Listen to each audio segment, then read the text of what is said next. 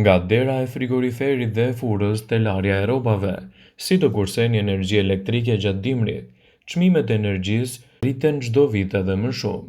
Prandaj në këtë video do të udhëzojmë disa këshilla të cilat rekomandohen për të kursyer më shumë energji. Si fillim, izoloni hapësirat e papërdorura. Mbylleni derën në vende të cilat nuk ju duhet të ngrohni, si për shembull edhe në ambiente të cilat i përdorni më rrallë, si në korridore ose në shkallë. Gjithashtu, përdorni edhe radiatorë të cilët janë të plot fuqishëm dhe mbi të gjitha nuk harxojnë shumë energji.